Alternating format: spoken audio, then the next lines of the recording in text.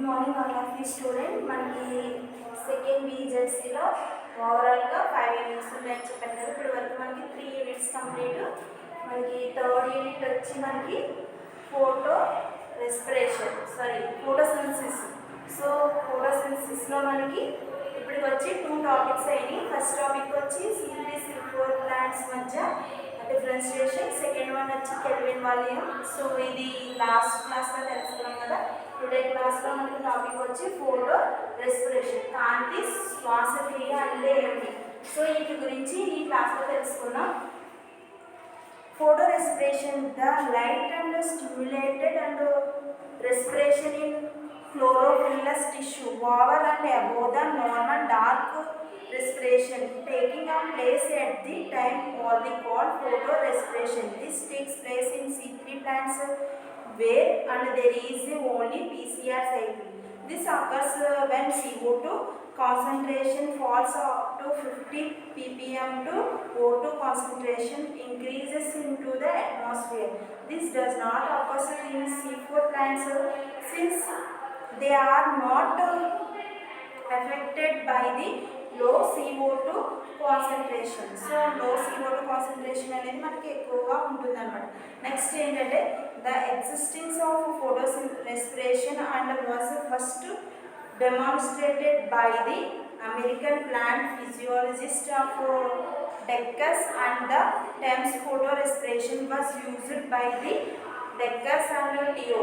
Is the organelles associated with the photorespirations are chloroplast, peroxisomes and mitochondria. So REBP in the presence of oxygen and visco from first molecule of the PGA and one molecule phosphoglycolic acid.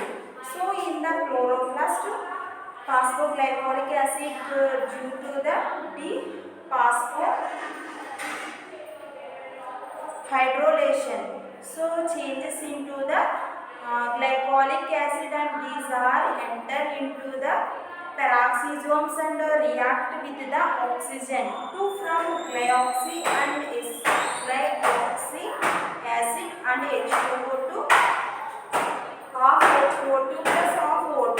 So glyoxy acid are converted into the glycine and amino acids due to the transformation and due to enter the mitochondria to the molecules of glycine and the components of the amino acids is as carbons are released. CO2 and NH4 series is converted into the glycolic acid, which is the phosphorylated and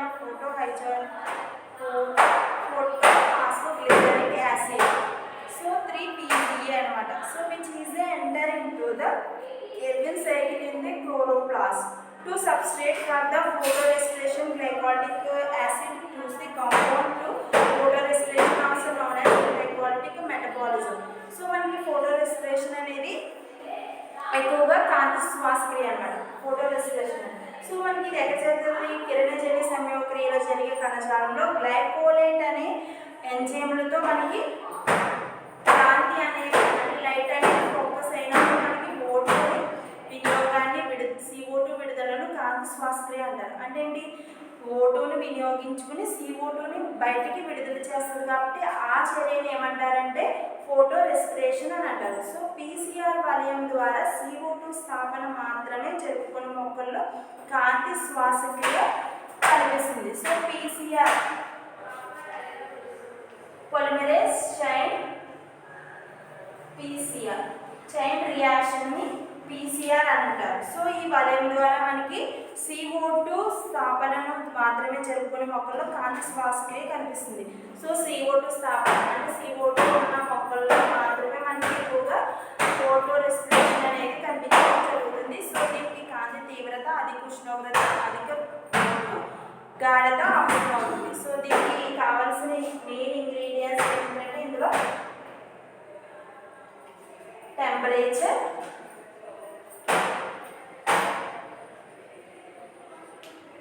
second one వచ్చి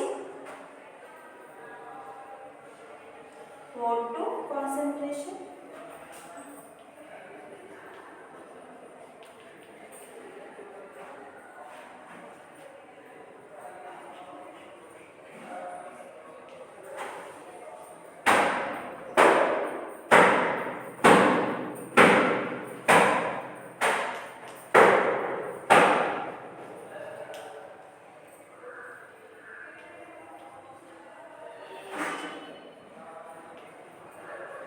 Light concentration and temperature and O2 concentration. ఈ మూడు కూడా మనకి photo respiration లో main ఉపయోగపడే materials అన్నమాట.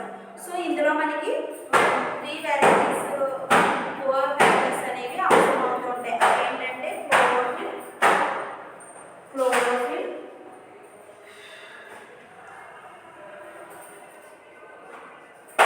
Chlorophyll and పెరాక్సిజోన్లు,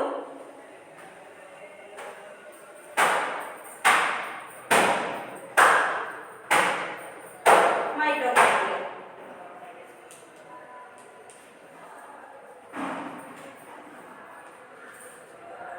so ఈ మూడు కూడా మెయిన్ ఇంపార్టెంట్. క్లోరోఫిల్ అంటే కణం లోపల, టిష్యూ లోపల మనకి సెల్లో మనకి జరిగేది క్లోరోఫిల్ ఉంటుంది, నెక్స్ట్ పెరాక్సిజోన్స్ ఉంటాయి, నెక్స్ట్ మైటోకాండ్రియా ఉంటుంది. సో ఇవన్నీ ఉండడం వల్ల మాత్రమే మనకి ఫోటో రెస్పిరేషన్ అనేది జరగడం జరుగుతుంది. సో వీటి గురించి ఇప్పుడు చూద్దాం. పత్రాలలో CO2 గాఢత 50 ppm వరకు చేరితే C3 మొక్కల కిరణజన్య సంయోగక్రియ జరగదు. సో మనకి CO2 అనేది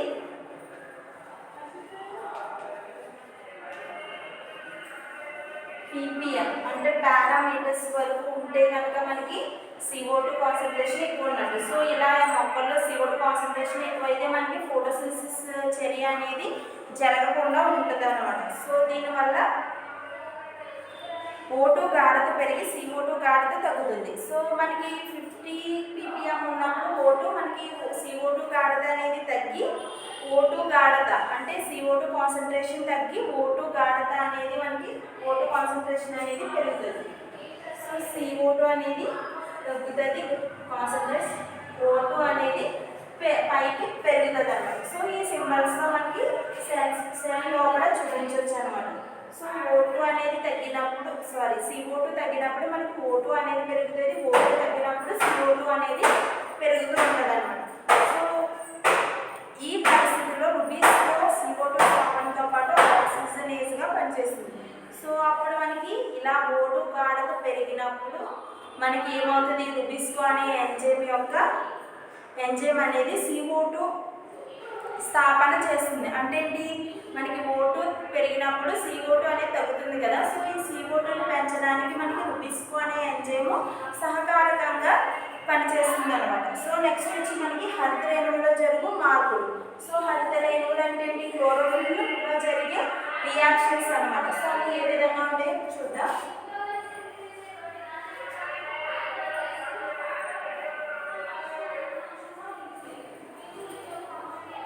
ఇది మెయిన్ ఎస్ఏ మనకి ఈ యూనిట్లో.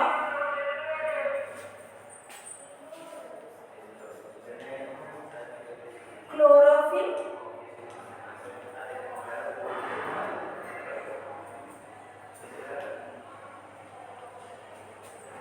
in reactions.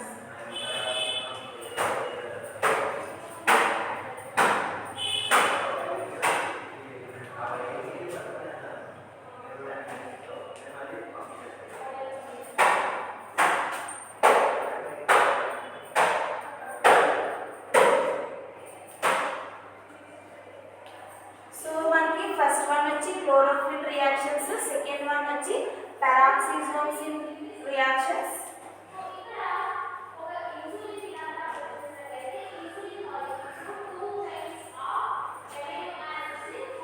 Next third one వచ్చి మైటోకాండ్రియల్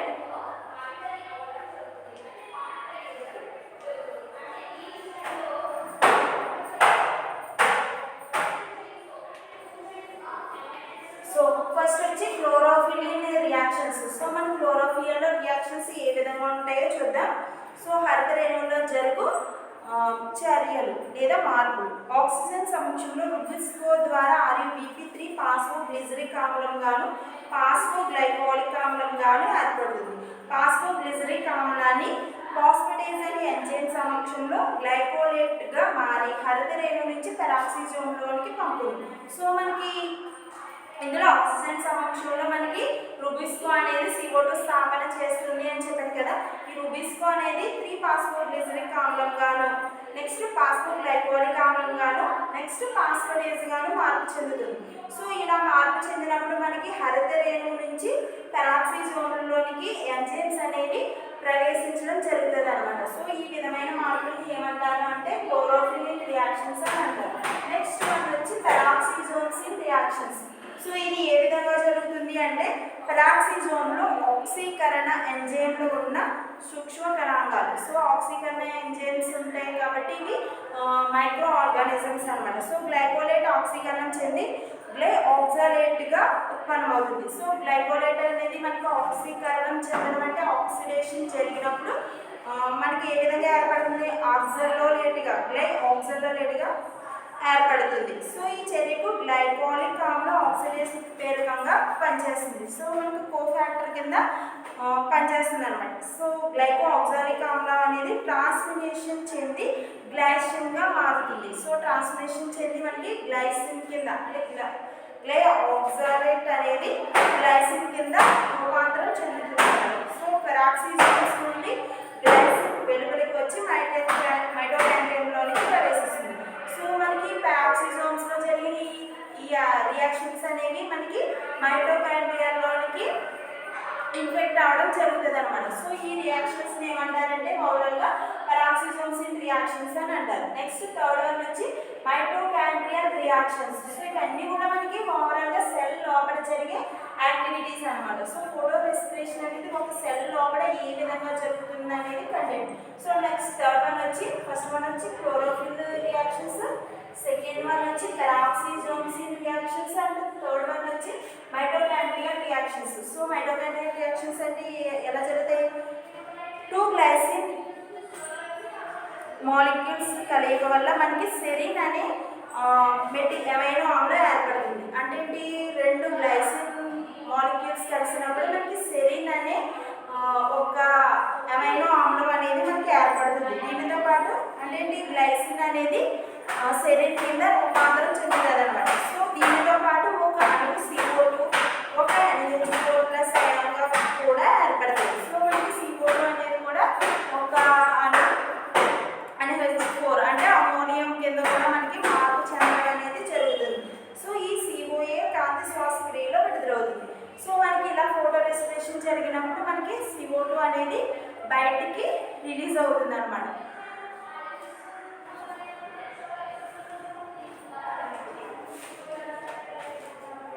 దీంట్లో ఇంకేముంటే మనకి C3 మొక్కల్లో సాగించబడే కార్బన్ దాదాపు 40% కాంతి శ్వాసక్రియ ద్వారా వాతావరణంలోనికి విడుదలవుతుంది.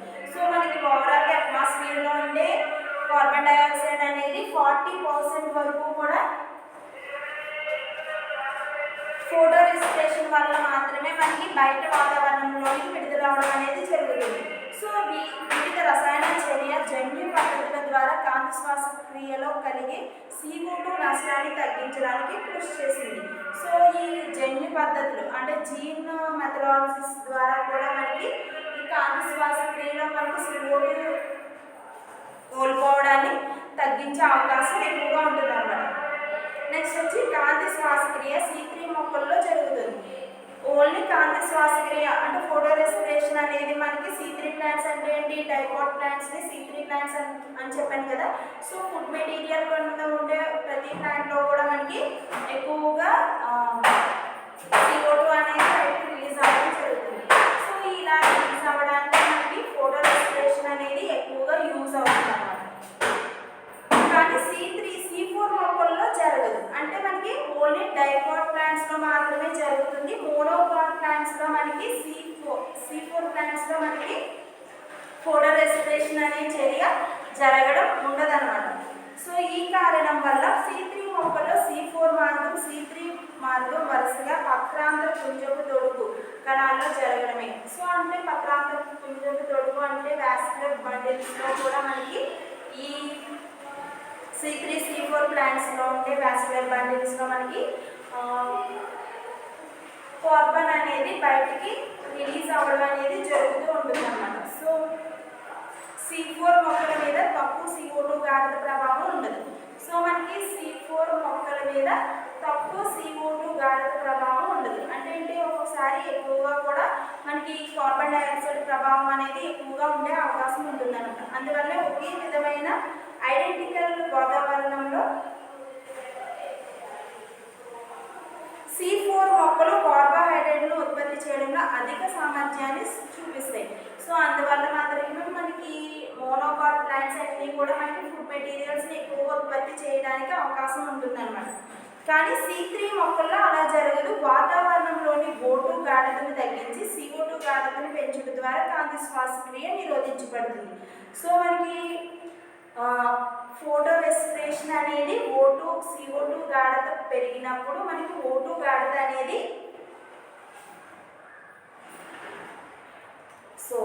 O2 గాఢత పెరిగినప్పుడు CO2 గాఢత అనేది తగ్గుతుంది. సో అంటే ఏంటి, O2 కాన్సన్ట్రేషన్ ఎక్కువైతే కనుక మనకి CO2 కాన్సన్ట్రేషన్ అనేది సెల్లో తక్కువ అవుతుంది. సో అలా అది ఓన్లీ C3 మొక్కల్లో మాత్రమే జరిగే విధానం. అలా కాకుండా C4 మొక్కల్లో అయితే మనకి ఏ విధంగా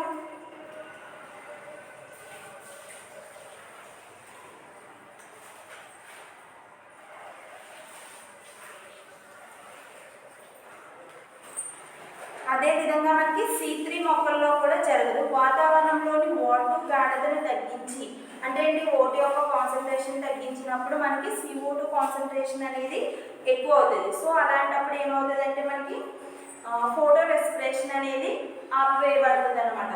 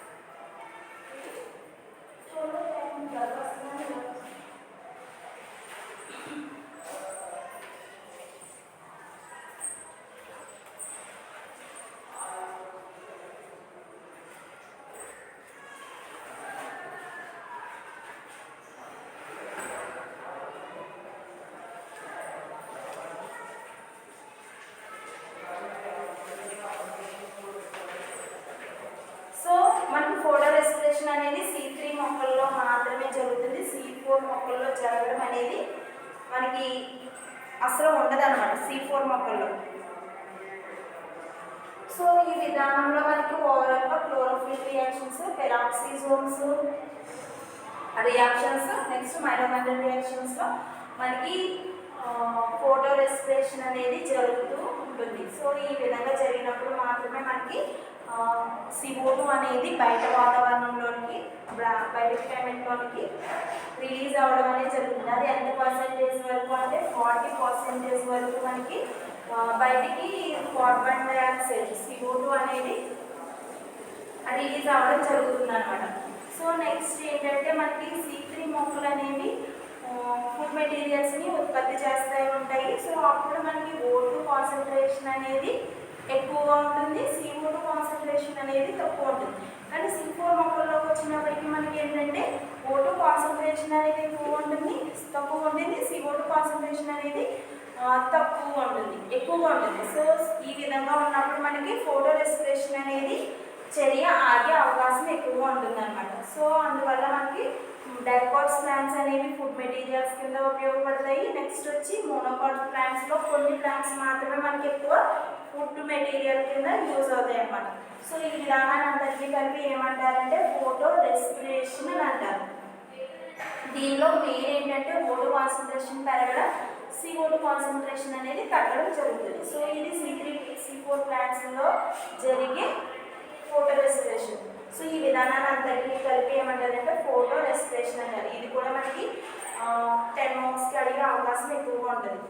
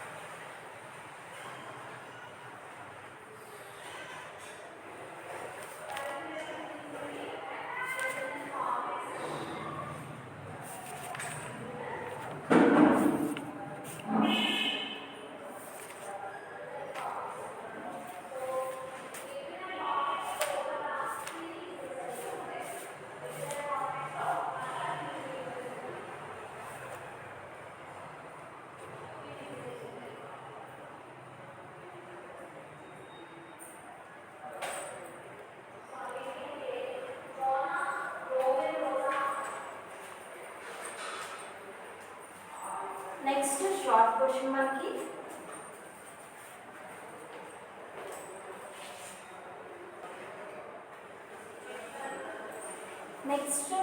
వచ్చి మనకి Hill reaction.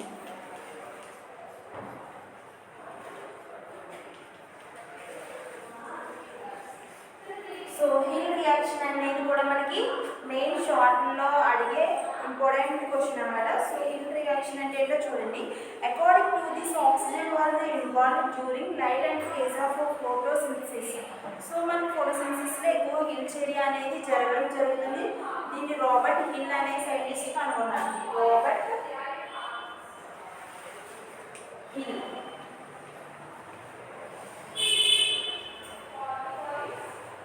So a biochemist kind of worked on the isolated chloroplast from the Stellaria and medium on the observed that the oxygen was released from water on the presence of the sunlight and is a suitable oxidizing agent.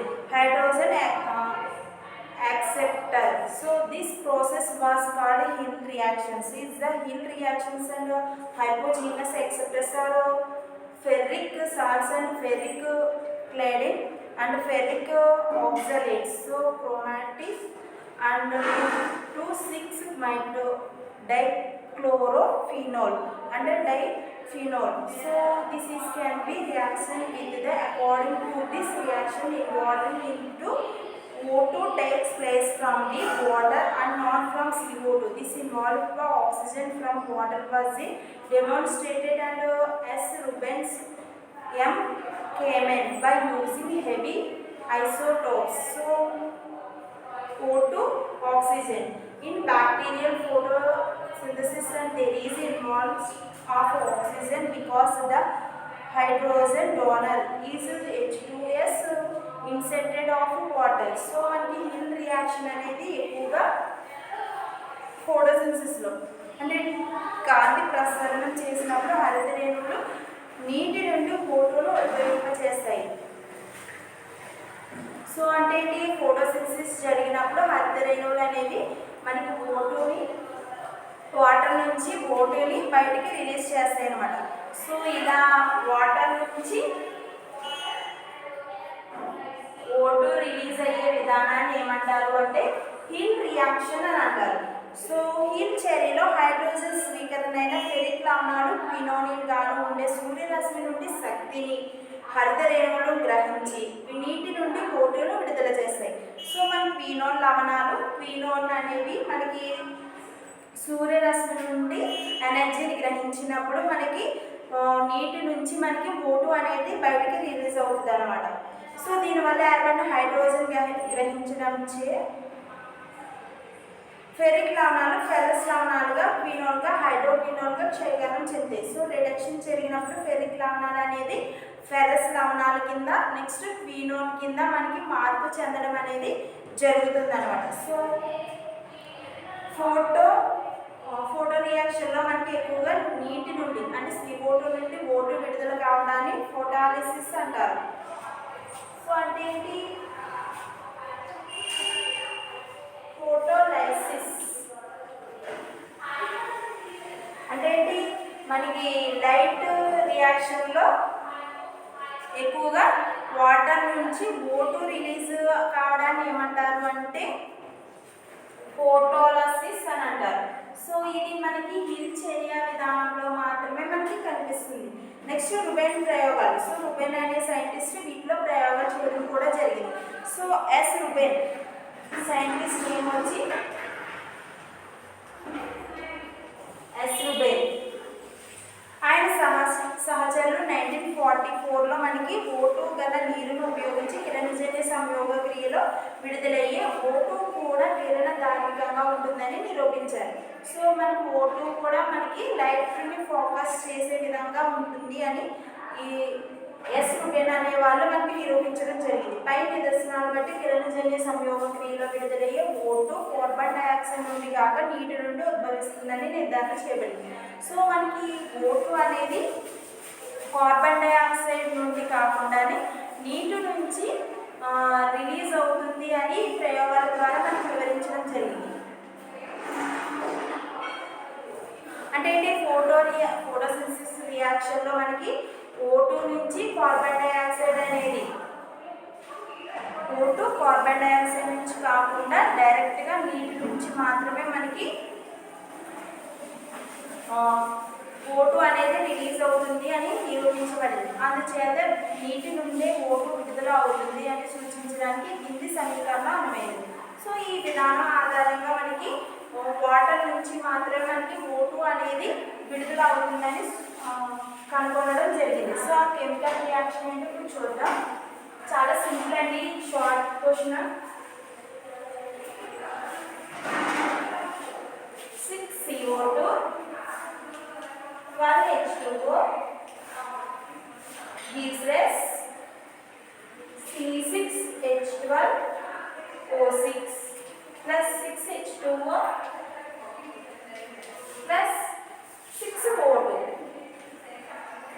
So మనకి hydrogen పరమాణువుల నుంచి మనకి oxygen అనేది, so water molecules నుంచి మనకి oxygen అనేది release అవుతుంది అని మనకు ఓవరాల్గా హీల్ చర్య అనేది నిరూపించడం జరిగింది.